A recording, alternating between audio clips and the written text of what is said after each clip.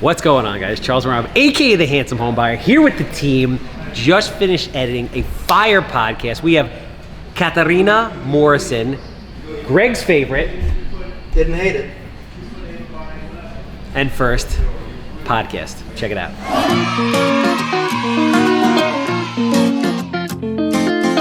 Yeah, kid. Welcome everybody back to, I shouldn't say back to, this is the second episode of, we're rebranding the podcast.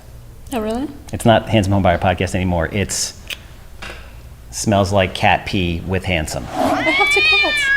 Do you? Yeah. I love cats. But they don't smell. No, but I'm sure you've been into nasty, nasty places in the boroughs and beyond that do smell. No? I'm a luxury agent. Oh, yes, all right. You and I are basically on the opposite ends of the spectrum. Exactly. You list and sell for big money the nicest, most glamorous things, and I am going into the stinkiest, most disgusting, garbage-filled things. Wow.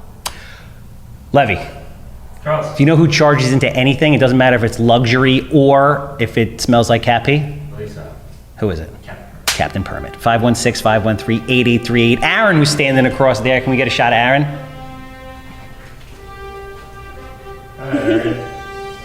Not only is he Jewish, not only did he have a bar mitzvah like me, he referred Captain Permit last week, and we appreciate him for that. 516-513-8838. We got Mike at the helm. If you have any kind of permit issues all across Long Island, we don't do the boroughs.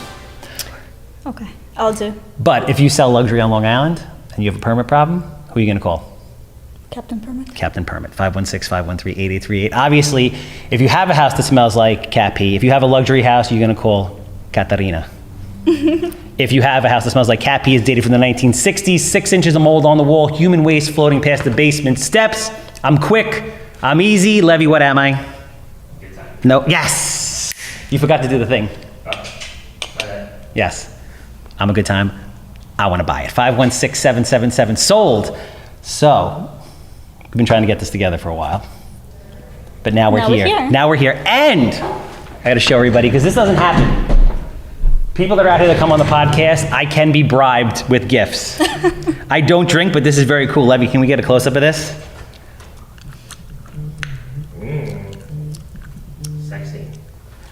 All right. Today's guest is everything luxury. You're exotic, you're glamorous, you're doing a great job on social media. I've been following you for some time, and I was like, we got to do this, because typically I don't really have luxury agents, and I see you doing really great things for a great team.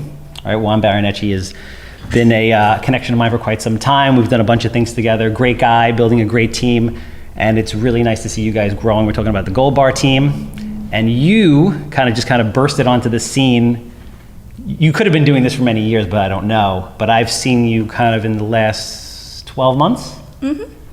Burst onto social media, and you're in Miami, you're in New York City, you're doing deals there, you're doing deals here, you're having a good time while you're doing it.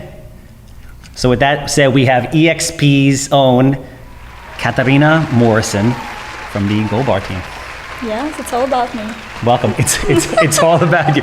It's your world. We're living in it. So we were talking offline before, just to get a little background. You are have a very diverse background. Yes, I do. I'm Russian, I'm Romanian, I'm Ukrainian, and I moved to the United States 7 years ago. So now I'm a New Yorker living in Miami. About moving to Miami tomorrow. Next week. Moving to Miami next week. How many languages do you speak? 3. So English, Russian, And Romanian. And Romanian. Yes, I mean, Romanian is not a thing for me anymore because I don't practice it. Okay. But Russian is my first language, and I would say English is my second language now. Mm-hmm. Romanian is third. No kidding. Yeah, it became the third one, yeah. So, and it's very impressive because you don't you did not do real estate. You're 28 years old, so you came in when you're 21 years old. Mm-hmm. Were you doing real estate there, or you just started real estate here? There was no such an industry as real estate in my country. I had no idea about real estate, anything about the industry, but I always knew that I want to live in New York City because of the skyline, skyscrapers. So I was like, I have to live in New York City. That's why I moved to this city. So what, tell me a little bit about that, because that's kind of cool. I mean, obviously New York is New York, but what was it that drew you to New York? Do you have any kind of like early memories of seeing something being like, I have to be there? Like, were you 6 years old saying, I want to live in New York? Well, Am I just was dramatic 9 years all the old. time? I was 9 years old. Okay. So basically, I grew up in a very, very small apartment with my parents and a cat. Of course, there's always a cat in the background.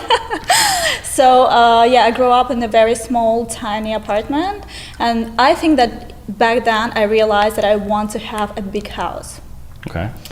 Then I found out about the United States, about New York City, how cool it is, all the apartments that New York City can offer, all the houses, and I was like, I want to live there. And this was at 9? That was 9. I was 9 years old. Okay. Yeah. So at 9 years old, you have the goal, I'm going to move to New York City. You Yeah. don't know what you're going to do. You're just like, I love it. It's beautiful. I'm going to have a big house, move Yeah. to New York City. What's the process to get to New York City from that point? From that point, actually there was no process till I was 20 years old. But then my grandmother, she was like, hey, do you want me to help you with moving to the United States? Because I know that a lot of teenagers and young people are moving to the United States for big opportunities. And I was like, sure, please do. So she gave me some money. I got the visa. I came here to work for three months for the summer in 2014. And I decided to stay. I'm like, Mom, Pop, I'm not coming back home. I'm Wow. staying here, yes. So when you came here, did you have friends or family here, or you just No, came just here? me. You just came here? Just me and $300 in the pocket. Wow. Yeah. So what happened after that? I worked in Lake George for 3 months. I saved $2,000 and I was like, man, I'm ready. I'm ready to move to New York with this money. I'm like, I'm gonna crush it in New York. So I moved to Brooklyn, to a Russian neighborhood, Brighton Beach, of course. Then I never took it for granted. I always had 2 jobs at least to make sure that I can not only survive, but save some money on the side to start any type of career, because I didn't know that I want to be in real estate, but I knew that I'm about to be successful. Wow. So you came here, no college, like high school education? I actually finished the university in my country. Okay. I'm a teacher of Russian language and Russian literature. Nice. Yeah, so if you guys ever need classes, please call me. Russian. Or if you need to sell or buy real estate. Either or. Either or. No, Russian is a very tough language. My best friend's name is Valery Stadievich. He's from the Ukraine, and he tries to teach me to do this like 1 word of Russian a week. It's not easy. It's not easy. At It's just different. No, it's hard. It's Okay. really hard. I feel like if you know, like, if you speak, you could probably learn any language quick. Yes, At this because point. because English, Romanian, and Russian, 3 different language families. That it's very easy for me to, let's say, to learn Spanish or Ukrainian or any other European language. So Not Asian though. I guess once you have the ear for it, it's easy for you. Yeah. It's interesting to me that you seem to like have this mindset from a very young age that you were going to be successful, right? Yes, I could just feel it. Where does that come from? I have no idea. Dig deep. It's just the confidence that I had all the time. I was always a public figure, I would say, even in my town. Then when I moved to the capital of Moldova, people would just know me because I was always everywhere. Okay. And when I moved to New York, I'm like, I'm gonna make it. It's just just my confidence that helps me a lot. You're like, it's just a matter of time. Yeah. So how did you find real estate?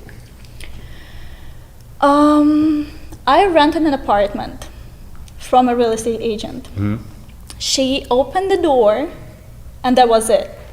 She just unlocked the door, and I was like, man, I can do this. I can do this all day long. Just open the door, show the apartment, that's it. I didn't know that there is a lot of things that you actually have to do on a daily basis to get to the point where you can rent or sell a property, right?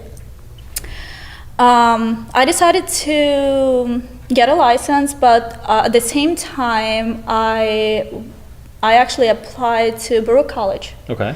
And the major that I chose is real estate development. No kidding. Yes.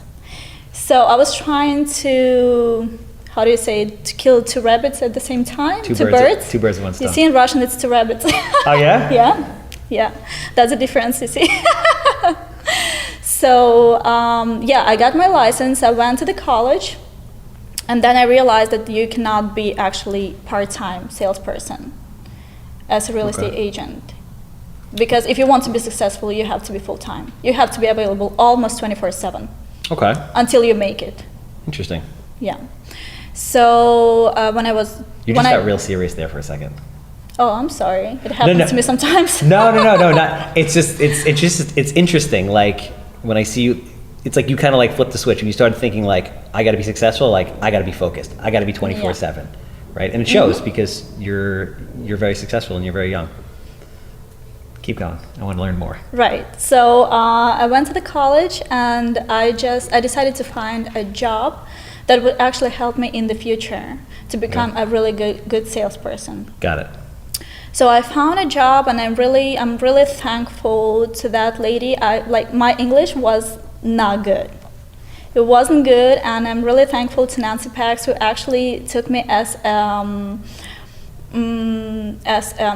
would say intern, admin assistant. I was doing everything for $15 an hour, and I was able to combine it with college. Okay.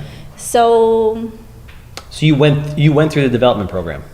That was not the development program. That was it took me 4 months to find a job that I wanted. Got it. So the company that Nancy had at that time was Real Estate Marketing Services. So we were helping developers with acquisitions and market predictions. Okay. So basically everything from purchasing a lot to building, what do you want to build on that lot? Is it going to be rentals, condos, commercial, why? So you have to predict basically the profit in the next 5 to 10 years. Okay. And what does make sense to build there? Is it going to be rentals or condos, and why? So you guys are doing full-blown market studies. Like you would do like land use and zoning analysis, and then different projections on it's going to be a condo deal or a rental deal or whatever. Right. No demographic studies. Wow. Pricing, repricing. That was an amazing job to have. Yes, it was. Because I went a year ago, a little more than a year ago, I graduated from NYU. I got my master's in real estate development. And there was a couple of brokers in there, but I always thought as I was going through this program, like if you want to be a very successful commercial broker or like luxury agent who's really doing that type of stuff, like you need that type of education, like something that you got, in order to be able to like understand what developers are looking for, speak the language, market effectively, all that. And I feel like very few agents have that. So that's pretty Absolutely, yes. Wow. It's interesting that you figured that out at like a very young age, having no experience in real estate. Yes, it actually helps me a lot these days when I talk to investors, when I even when I communicate with people that are looking to buy 2-3 family homes in Brooklyn, let's say. It helps me a lot to predict what it's going to look like for them in the next 5 to 10 years, so they can see the value of a property. So how long were you there for, and then when did you go into real estate I'm sales? actually still working with them when they need me, basically. They can actually call me anytime saying, hey, we have this project coming up, would you like to join us on the team to work on this or that study, on this or that project? So basically it's independent contractor thing.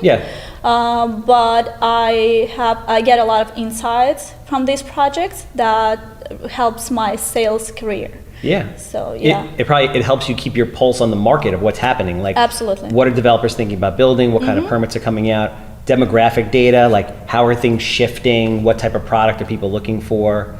Which is huge. I don't know if are developers coming to you now at this point, or it's probably a good way to pitch yourself, since you have that information and that experience. Developers can come to you early on in the process, boots on the ground, plus you have that knowledge to say, what should I be building? Like if I'm building a condos, Should I be doing more 2 bedrooms or 3 bedrooms? Right. What should the unit sizes be? What type of amenities should I be putting in these places based on, your experience? Yeah, so now I actually have a new development condominium building Okay. that I got just because of my background. No shit. Yeah, How many- 14 units, exclusive listing. Congratulations. Thank you.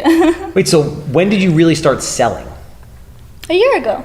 Oh, a year ago? Yeah. Oh, Actively shit. selling. I was selling before, but that was like here and there, simply because I had my license and I was just helping people, helping my friends.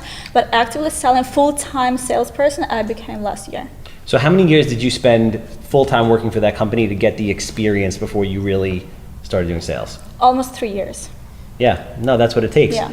Like people always come up to me and they're like, Charles, I want to do what you do. I want to flip 100 plus houses a year. And I'm like, well, I trained for 3 to 4 years before I was ready to buy my first deal. Right. And then it took me a year to get my first deal. And then the rest is history.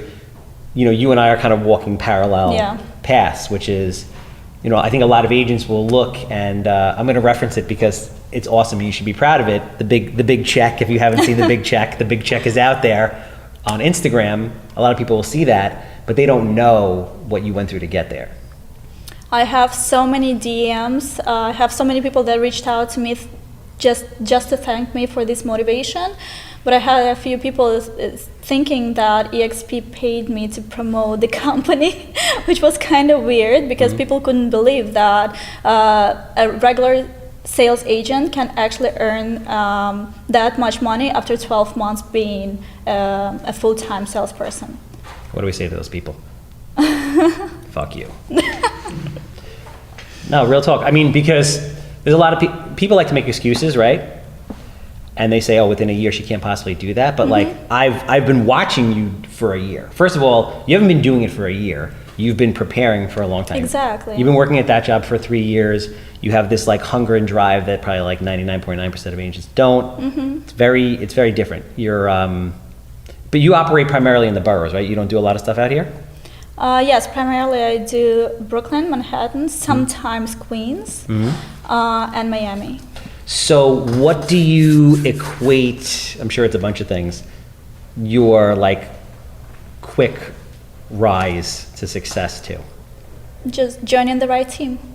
Yeah? Yeah, my team, Juan, as you mentioned, they really helped me. Abel, my mentor, they helped me grow my brand, promote my brand, our brand, and get to the point where I am right now. So how did you know you wanted to do luxury, and why luxury? I feel like luxury. Yes, I am luxury. I embody luxury. What kind of shoes are those? These are just regular shoes. Are those red bottom shoes? No, they're not. Okay, so it makes sense also. Like listen, everybody has their niche, right? But I think like when I talk to agents, I think about it. I'm like, listen, I think you need kind of like a mix. But when you're in the boroughs, everything's expensive. Like nothing is cheap in the boroughs. That is true. Like a total piece of crap in the worst part of East New York can be $600, $800, $1 million.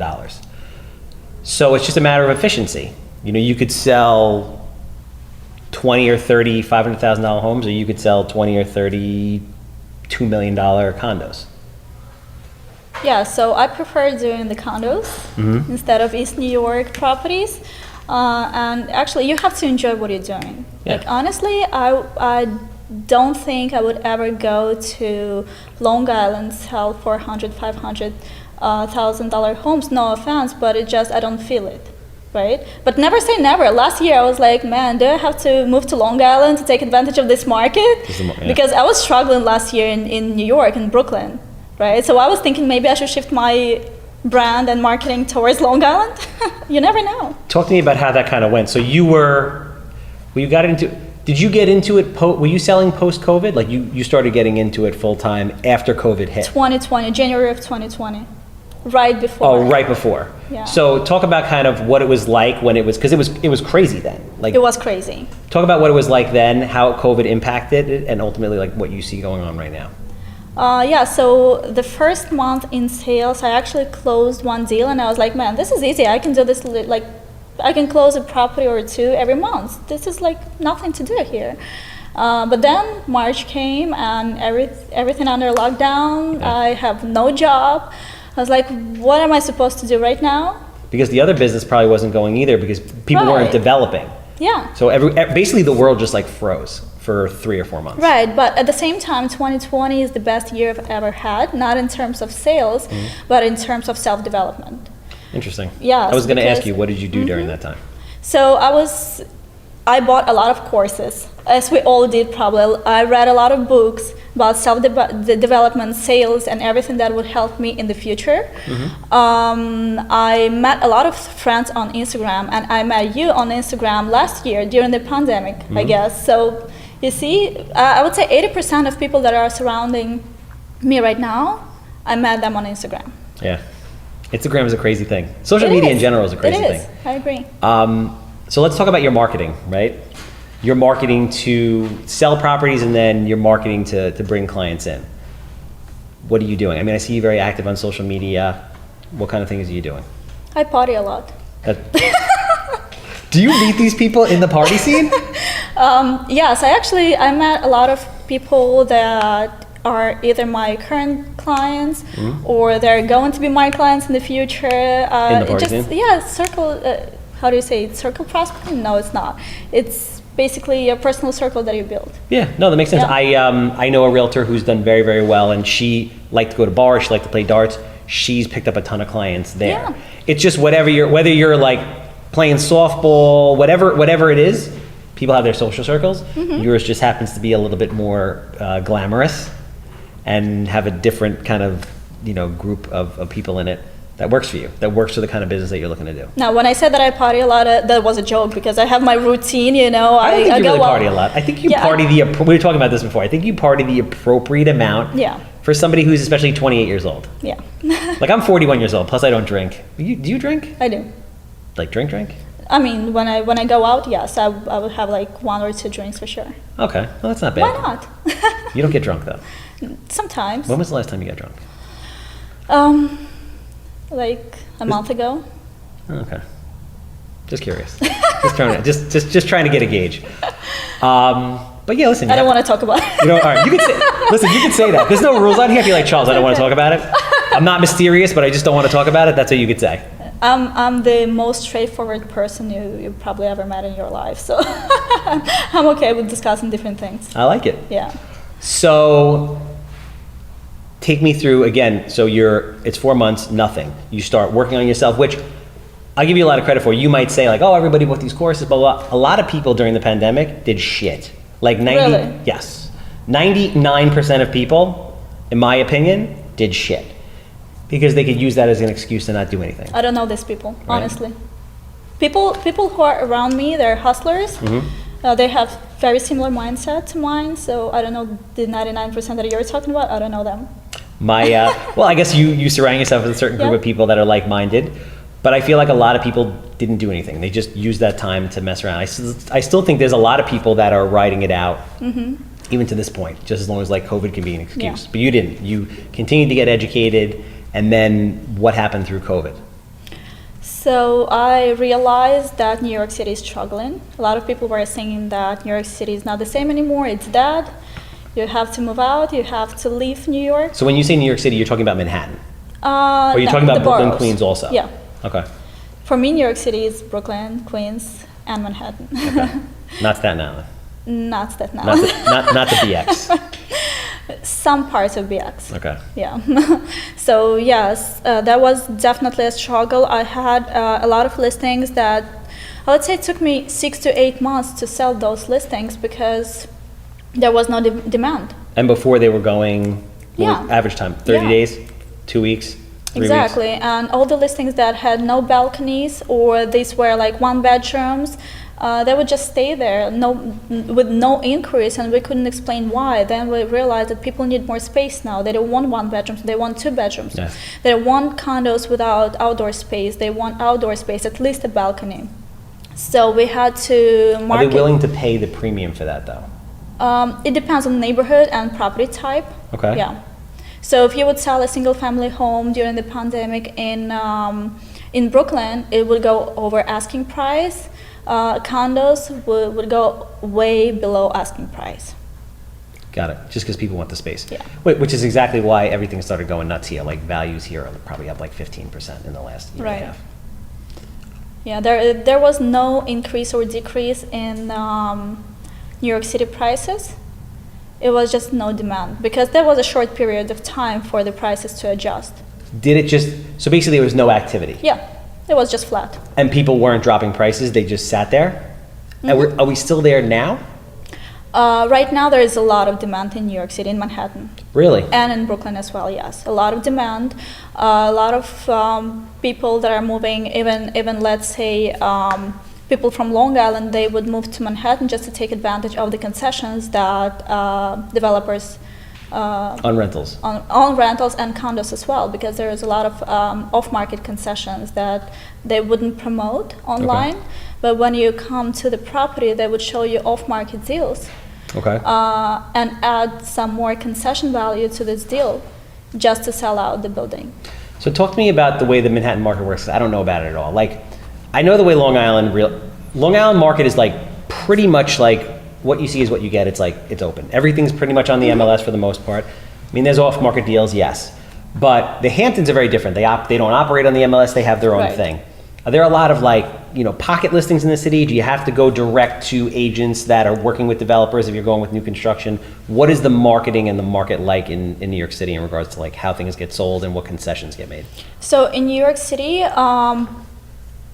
agents are very, cooperative. They want to work with buyer's agents. Let's say if I have a buyer and I bring my buyer to a few developments, they are so happy that I have this client here that is actually qualified to make a purchase.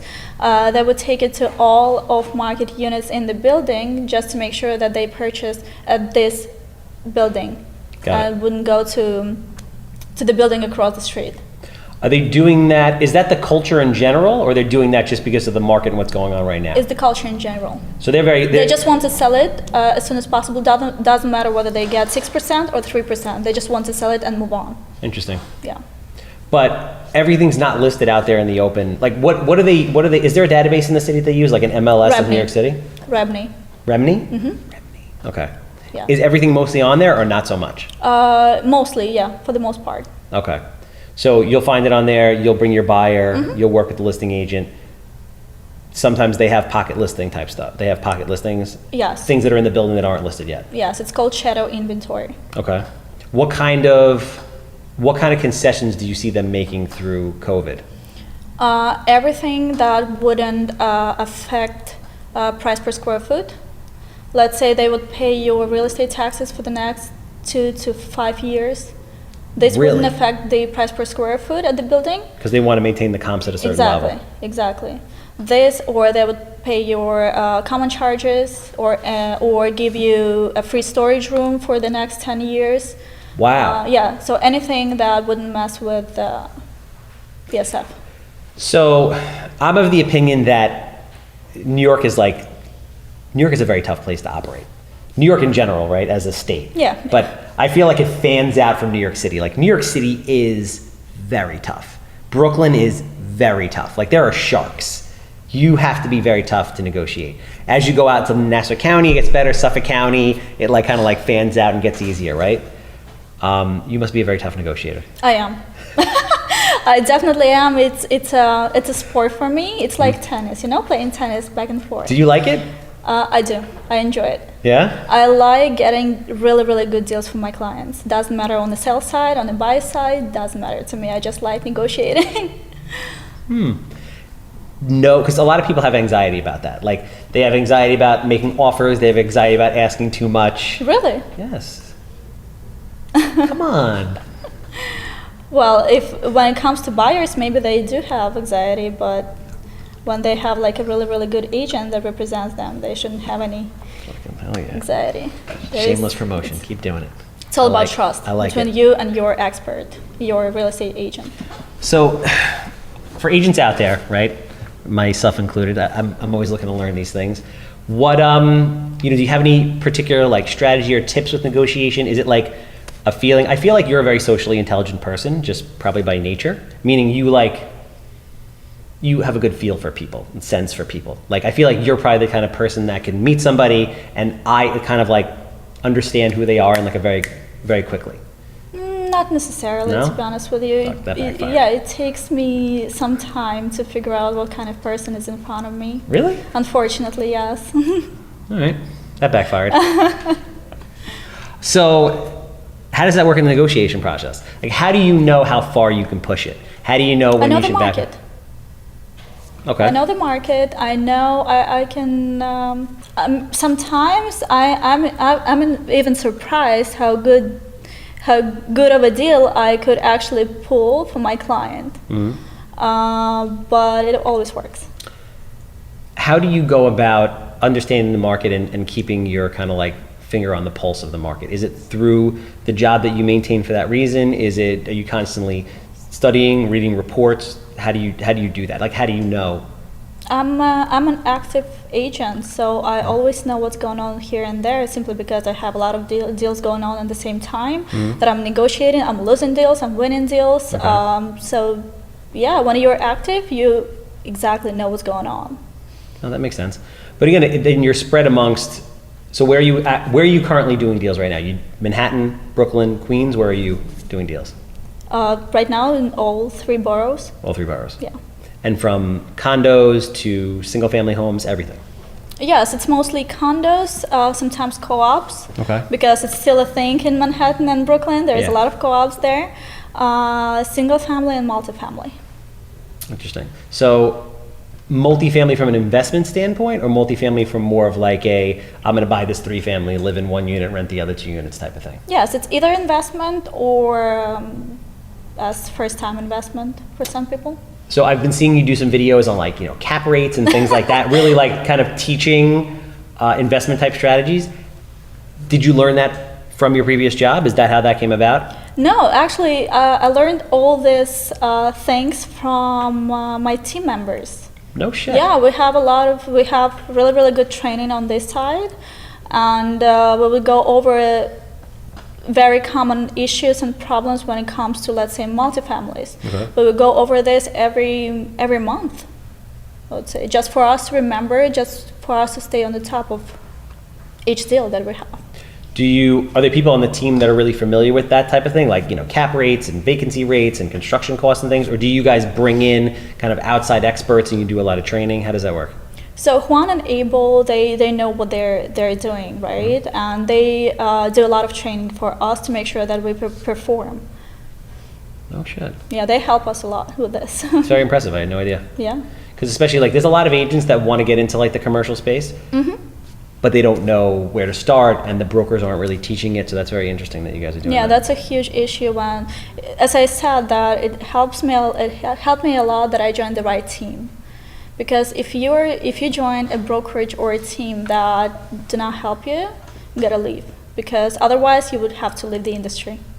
Interesting. So and this is for agents obviously everywhere, you have a new agent that's coming in, what kind of advice would you give them to be able to vet a team, to vet a broker? What should they really be looking for? First of all, I would say that they should look at their presence, at the brokerage's presence. Let's say if you want to farm a local neighborhood, Okay. you definitely want to know if that brokerage or that team covers that neighborhood, because it's going to be tough for you to farm that neighborhood without your brokerage's presence. You have to start from the scratch. Okay. If you're okay like me, I don't care where the property is located, unless it's in Brooklyn or Manhattan or Queens, let's say, right? Got it. I don't farm a certain neighborhood, although I can, but it might take me 12 to 24 months to farm this particular neighborhood. Got It's it. a lot of work. So it all depends on where you want to be as a real estate agent. Okay. If you are like me and brand is very important to you, you have to see their social media presence, their marketing presence, their branding tools that they're using. So it all depends on how you want to position yourself as a salesperson. So what was the courtship process like between the Goldbar team and you? Because I know Juan very well, and he sells his ass off. Like he's tough, but I feel like you're tough. Like you're not easily impressed or swayed or anything. That is true, but during I joined Goldbar during the pandemic. Okay. Because I went with a local brokerage in the beginning, but 3 months later, I realized that the industry is shifting. It's going to be all virtual, and the social media presence and presence online in general is very important. And this is how I met Jason and Juan, who actually asked me to join the team, and I went for it. What do you think about, a lot of agents are nervous. I hear like the buzz, I'm sure you've heard the chatter of like Zillow is going to take over, Yeah. or agents aren't going to be needed and everything's going to be online. How do you feel about that? I trust my brand. I want to create business based on my brand, on our brand, Goldbar, and my particular name. This is why I meet people at parties, let's say, because I want them to work with me, not with Zillow. Mm-hmm. Why with me? Because they know me, because they trust me. No, that's true. There's people say that to me all the time, that like Zillow's taking over. I'm like, listen, the amount of agents that are around might be less, but there's always going to be people that want kind of like their hand held through a process of spending hundreds, if not millions of dollars.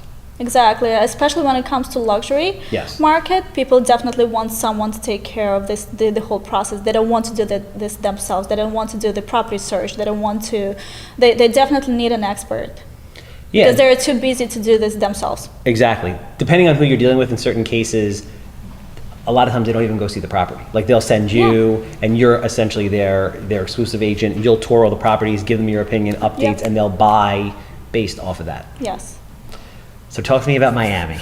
Miami is the next market Miami's on fire. that I want to be in. Yes, it is on fire. Just like New York City. New York City is on fire as well. Did you know I was Spanish in a previous life? Really? Can you salsa dance? I can't. Can you dance at all? Yes. Okay. I was a professional dancer. No shit. Yeah. Like ballroom? What kind? Hip hop. Why people start laughing every time I say this? It wasn't a hip hop thing, it was the pause. Because I knew that something is coming. No, not at all, not at all. Yes, I feel like I was Spanish in a past life. I love Miami. I have some very good friends that live there. I love going there. Yeah. The only time I don't love it is in like now because it's 300 degrees and you'll melt. Exactly. That's why I'm here. But otherwise, it's amazing. So, you're licensed now in Florida? Yes, I got my license last year when I realized that most of my friends are moving to Miami. They need my help there, but I don't have a license. So I had to refer out a lot of people to local agents. Okay. And then I was like, no, let me just get a license. So, what's the business plan? The business plan is that I want to create a team in South Florida because I have my business up and running here in New York. Okay. So I want to start the same thing in Florida. Do you have do you have your own? I know that you're with the Goldbar team, but do you kind of have your own offshoot team up here also that kind of operates under you, that you funnel leads to and things? Right. So I have agents that are in my downline that I can actually handle my business to them, and I know that it's going to be all right. Right. So I want to create my own team in South Florida. Okay. Because although I'm in Miami, there is a lot of cities in South Florida that I'm not going to cover. Let's say Boca Raton is a really, really good market, but I'm not going to drive 1 hour from my home to Boca Raton just for one client. I would rather give it to someone, right? So this is why I want to have my own team there that covers different areas, just like we do here in Goldbar. Every agent on the Goldbar, we cover different areas. And this helps a lot. That's interesting. So there's nobody really crosses over on Goldbar. Everybody kind of has their own territory. Yeah. That's why we're still friends. That's very interesting. I guess, was that Juan's concept when he put it together? He's gonna. Oh, that's interesting.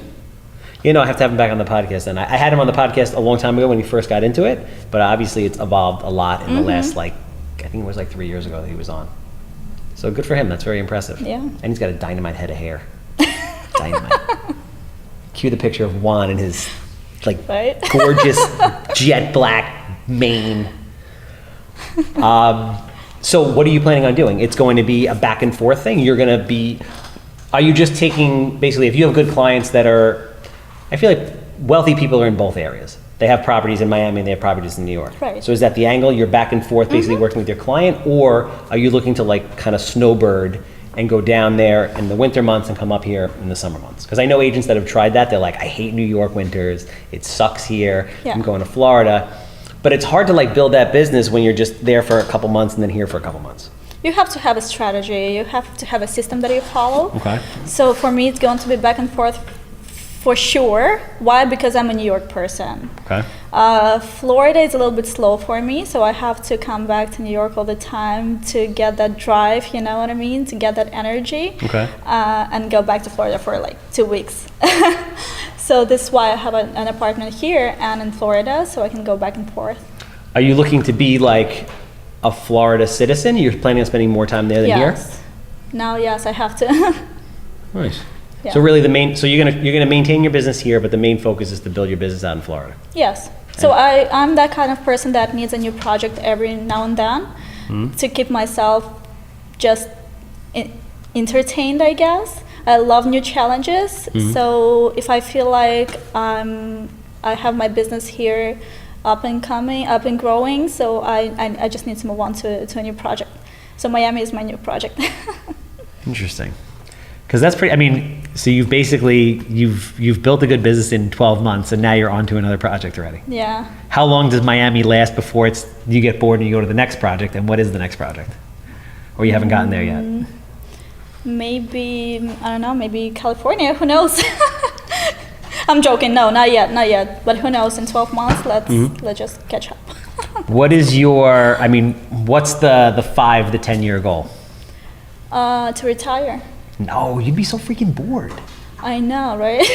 No, I always said this thing, so I'm 41. My thing was like, I'm gonna be married, retired, and I'm gonna be married to like a 27-year-old, retired, and have kids at 40. I'm gonna do it all at 40.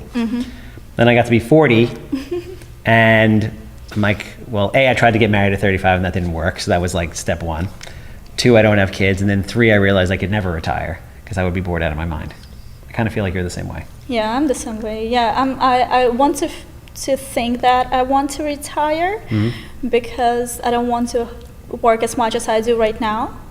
But for me, retirement, it means that I'll be still selling real estate, but it's going to be ultra luxury real estate that I'm going to actually enjoy, and I'll be selling these properties to my friends. This is the retirement for me. Do you, I know you like to have a good time, right? But do you really value that, or do you really like, the process and the grind and the hard work and the building things? I love building things. Yeah, building relationship, building strategies, building businesses. This is definitely my thing. This is why I need a new project every now and then. Yeah, I don't think you're going to retire that fast. Oh. Not because you won't be able to. I think for a lot of people when they say that, and I think that was myself included at that time when I was 25 or whatever, which is you want to be financially free. Yes. So at a certain age, you want to know I have the money to be secure and I'm okay. I don't have to worry about it. But once you have enough money where you're like, okay, I'm not going to starve, there has to be something else there. Maybe I'll just start traveling. That's my dream. So 2020 was, I call 2020 my financial freedom year. And I became actually financially free in 2020. Yeah? Nice. Yeah, this is a topic for a different interview, I guess, but I became financially free in 2020. Now I'm just cashing out on everything that I see. So in 5 years, I think it's going to be more like a passive income. Okay. That would allow me to travel and just enjoy everything that I'm doing in my life. So I don't have to wake up and think, I have to follow up with this, I have to follow up with that, just to enjoy everything that I'm doing. I get it. No, listen, I appreciate you coming down. I'm super impressed with what you've done, what I've seen you doing on social media, and now meeting you, even more impressive. So if people are interested in working with you, either from a buyer, seller, or potentially working with EXP, how do they find you? Instagram is the best way to find me. Katerina, real estate, that easy. All right, we can do that thing where we put the link right here. Levy does all the magic. Again, thank you. I really appreciate it. Thank you. Obviously, thank you for the very generous gift. It's the first I've ever received, so that's very cool. Obviously, I'm a handsome home buyer, so if you have a house that smells like cat pee, dated from the 1960s, you know, quick, easy, Levy, Very good time. I want to buy it. 51677 sold. And obviously, if you have any kind of permit-related questions, issues, Aaron, who are you going to call? Captain Permit. Captain Permit, 516-513-8838. That's a wrap.